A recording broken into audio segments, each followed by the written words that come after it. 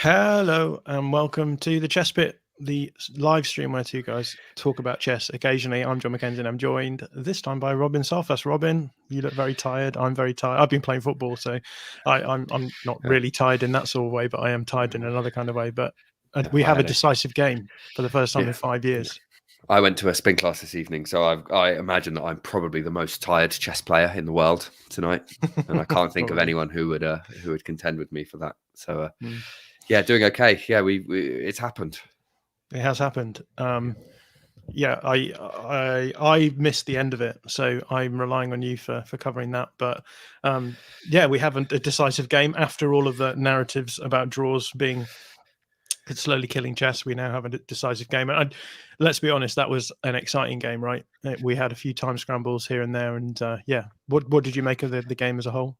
Yeah, phenomenally so. I think it's a complete it's one in the eye for those saying that classical chess is dead and that it's just going to be 14 draws and stuff, and that it's boring, right? Like, that was hugely entertaining in a number of different ways, if at times almost unbearable to watch. I think maybe we should probably just talk about kind of the game quickly, but obviously there are going to be other people who are going to do more in-depth stuff on that. That's not really, I guess we'll kind of obviously. So we had a strange opening, right? Yeah. This G3 line from Magnus, sort of the kind of pseudo Catalan, I think, is, if you just, like, every opening has a name when you put it into like the Lichess database or the chess.com database, or whatever, but it's a sort of Catalanish thing, and offers Nepo the chance to play this C5 is the most principal move, that in response to that, sort of denying basically the Catalan and going into kind of reversed Queen's Gambit Grunfeld structure.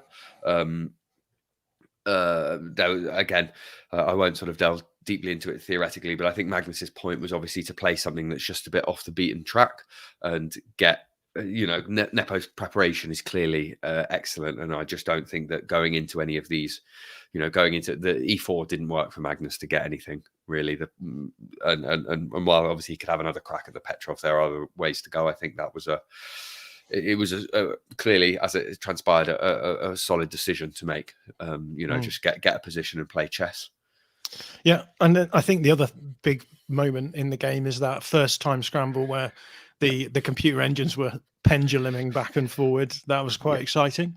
Well, I think before that, even, I know I said we were not going to go in too deep, and then I'm going to sort of comment on every move of the game. But I thought it was Nepo, to be honest, handled the sort of opening to middle game really, really well. He plays this B5 move, which is so in keeping with his natural instincts of sort of playing quite combative chess, sort of backing his calculations and his understanding of not necessarily an understanding of the position so much, but just the sort of when things get concrete and a bit chaotic, he's going to be able to sort of wade through that.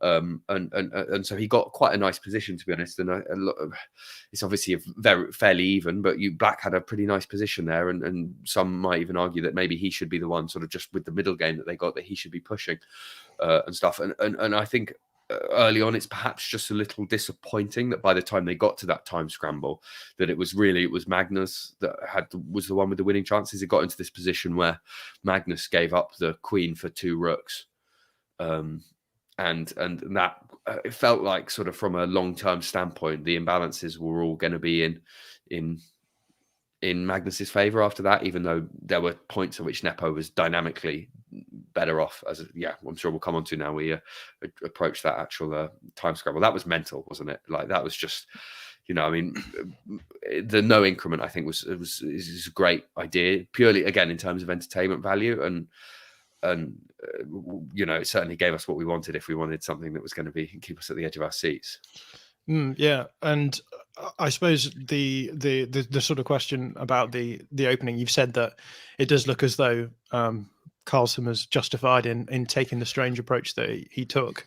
But it did feel as though, as you said, that Nepo gave a decent account of himself, even when he was sort of out of his prep fairly early, presumably. Yeah. Well, I mean, he's an excellent chess player. Like, that's and the line that Magnus played is one which is I guess not seen to be as critical, right? It's a reason why it's not played as much. It's not bad for white or anything, but it gives black a much better chance of equalising, and stuff probably applies less pressure. And so, if you're on the one hand, that favours Magnus maybe because he's taking Nepo away from his prep, but on the other hand, he's is sort of on a quote unquote objective level, probably not quite as good. So. Yeah, and it's good to see people in the chat. Obviously, everyone is very rambunctious. Everyone is excited about the game. Duncan's there saying, "What a game!" Do let us know what you thought of the game in the comments. It's good to see so many people joining in the chat. Yeah, that first time scramble, incredible. And I guess we could have come out of that first time scramble with either one of the two players on top, right? Yeah, I think so. I think again, it was, going into that situation, it was clearly Magnus's position was better. He had Nepo's king was uncomfortable, and the two rooks were sort of combining. Had the potential to threaten. Right, just obviously it's the extra piece and the queen. While the queen versus two rooks, the queen is the more other pieces on the board, the better the queen is. Right, the queen likes to work in combination with other pieces. That was why it was really important for Nepo to keep those minor pieces on, because once it went to two rooks and queens would have been really, really tough for him. So it went into that situation, but the key thing was Nepo did have what at the time seemed to be like a sort of overwhelming time advantage. Magnus had sort of 3 minutes or so. Nepo had, I think, like 18. It surprised me a little bit that I guess Nepo let his basically time dwindle to almost being on par. Obviously, he had to find accurate moves, but I think that had he had an extra 5 minutes to calculate a few moves later on sort of around sort of move 36 or so, that maybe he could have got a decisive advantage. I don't know if he would have flagged Magnus or won at that point, but I think he could have been the one going into the end game with all the chances and perhaps even a sort of winning advantage. But it was just, I mean, it's seesawed, right?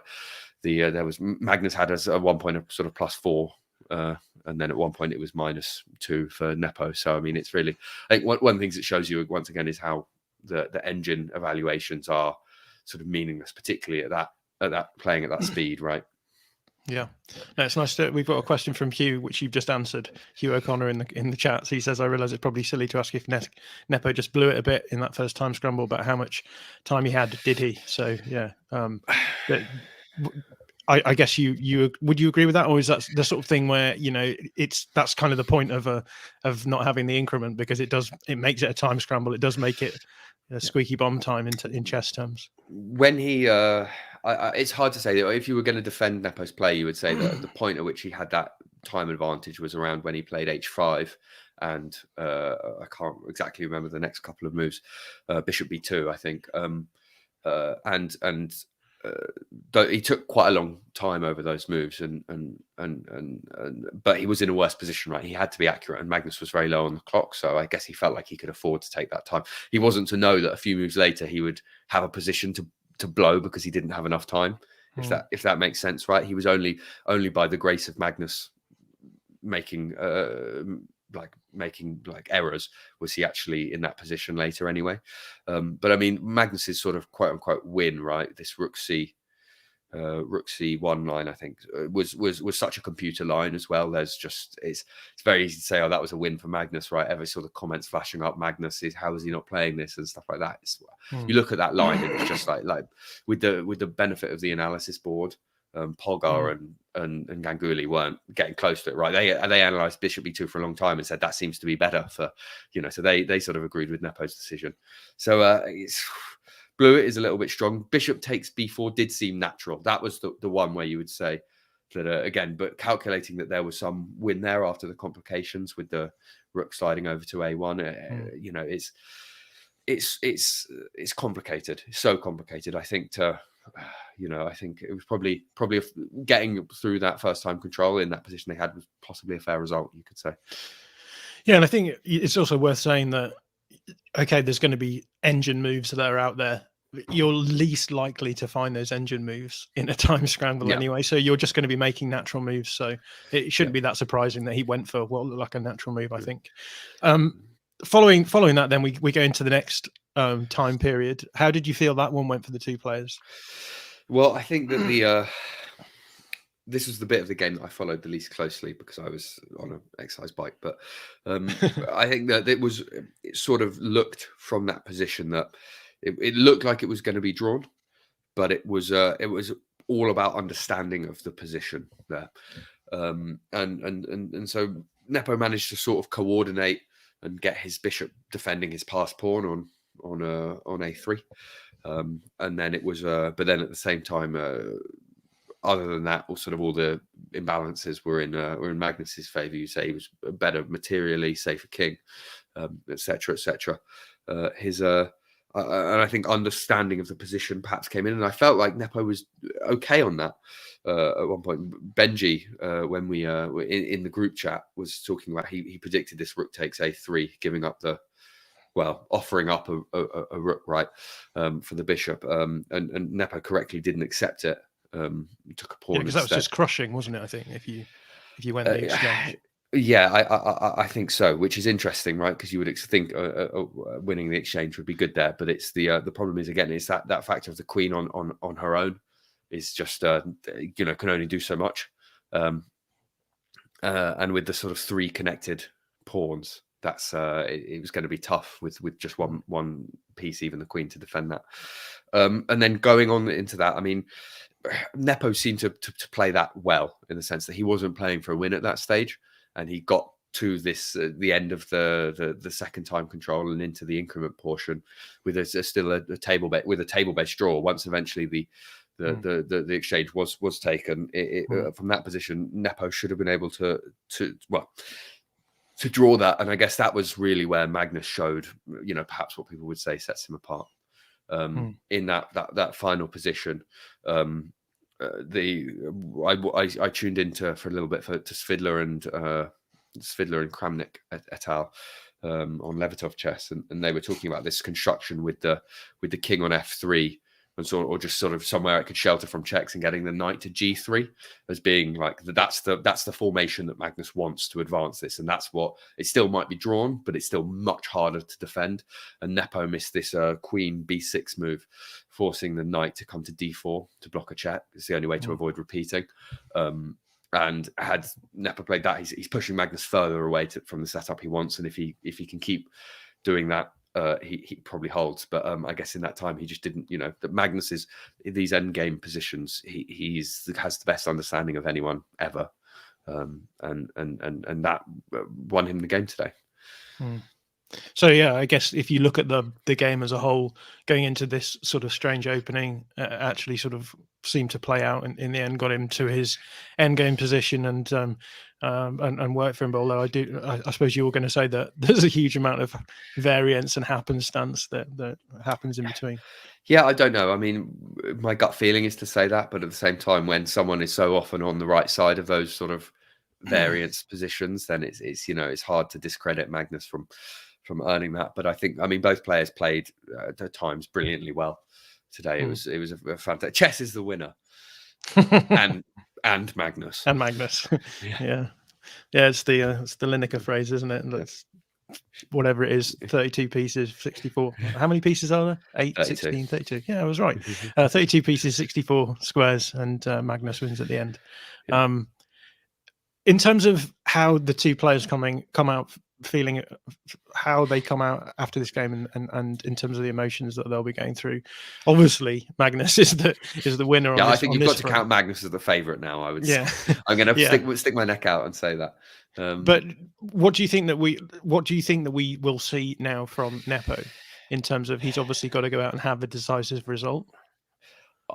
Yeah, it was one of those ones where you could argue that. I don't know, from a sort of what Nepo needs from the match kind of standpoint, to a certain degree, he always felt like needed to win games to beat Magnus. I don't think he'll win in tie breaks, so I think he always needed to win a game. So his mind, I think the difference is obviously is what Carlsen's potential approach could be now. Does he want to sort of play Catenaccio and just hold on to the 1-0? It's. Before people were saying, it's difficult to just play passively and play for draws the whole time and stuff like that. But Magnus is pretty good at playing quite solidly. So, but I think that what it does set us up for is some more exciting games, right? Or Nepo's going to obviously have to push the boat out, and that's a good thing.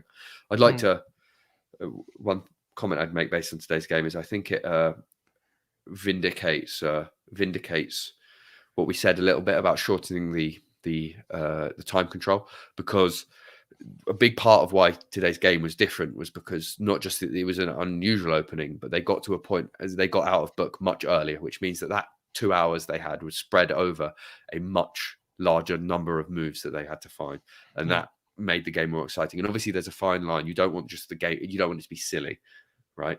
But I think that was a clear point in favor of the idea that a shorter time control is going to mean that we're going to, get more decisive games or more, entertaining play. Yeah, I mean, it definitely introduces an element of something different, right? It's you can't just play solidly. You've got to do something. Once you get through those sort of upheaval periods, then you have to sort out the mess that you've made and see who can come out on top. Question from Alex Bates, just following on from what you were saying there, but might this loss free Nepo up to play his more natural game? I feel like he could either quickly bounce back or quickly go 2 games down. Yeah, I mean, therein lies the question, doesn't it? I think that Nepo obviously now has to go into sort of knowing he needs to get a win from somewhere. I think obviously it's almost with the white pieces a bit more difficult, right? Because Magnus is going to be able to, he's going to aim for something, very solid, right? Nepo seems to not really get anything but that concrete out of his white games. His best chances have come with in the more imbalanced games, right? In these D4 games that Magnus has played. It'd be interesting to see if he varies his repertoire with black, right? Does he play a Najdorf or a Grunfeld, right? I mean, you feel like he can't. Trotting out this Petrov, he's not giving himself any chances to win games with black, right? And given where we are in the match, right, 6 games played now, 8 to go, right? If Nepo's playing only playing for the win with the white pieces, he's going to quickly run out of games to do that if he doesn't do something about it soon. So I think the next couple of games are absolutely fascinating. Yeah. Matt Fletcher in the comments saying Nepo looked shattered after the game. I think he needs to aim for 2 quick draws now, though Magnus won't make that easy, and go all out after the next rest day. And Phil says they finished around / after midnight UAE time, right? I'm not sure Nepo will get much sleep. So plenty of interesting aspects now into these next games. So in terms of, I realize it's obviously been a long day for everyone, so I just want to start wrapping up already, but what do you make of what's going to happen tomorrow? Do you think that we'll still see Nepo trying out the Roy Lopez, or do you think we'll see anything different? There is a logic in that, in terms of Nepo needs a break, but Magnus looked pretty fatigued at times as well. I think that people would suggest that Magnus has an advantage in the stamina stance. I probably agree with that, but at the same time, it's a big concession, right, for Nepo to play for 2 quick draws, right? Like I said, he has to win, right, and he's only got so many games to do it in and stuff. And I think that psychologically speaking, for him to go out and play for a quick draw with the white pieces tomorrow, that's not great. I feel like he needs to. I don't know. I feel like he needs to show that at least he's up for the fight and up for trying to get an instant response. If you have a bad round in boxing, you don't sort of sit tight and hope to sort of like weather the storm, right? You need to kind of come out swinging to a certain degree. So, we'll see what happens. I would like to see an opening deviation from Nepo. I don't know if tomorrow is the day to do it, or perhaps I'd like to see him play C4. At some point, just go for a different style of game, because Magnus's preparation in these martial lines just looks excellent. Jan Gustafsson is a master when it comes to that stuff, and everyone suspects that he's on the team. So I'm hoping for. I'd like to see a different opening tomorrow. Whether we'll get that, we'll see. Because also playing that stuff, he's opening himself up to Magnus playing the Berlin, right? And I don't think Nepo will much fancy that. Yeah. Unless he wants to withdraw. Yeah, of course. Everything to play for then this weekend, and I guess we'll just close with Duncan's comment. Can't wait to watch 2 more games this weekend.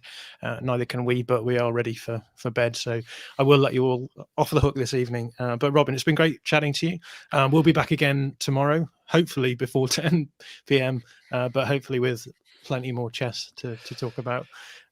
Thank you guys for getting in touch in the comments. It's been great having so many people letting us know their thoughts, and we'll see you again tomorrow. Yeah, classical chess is dead. Long live classical chess.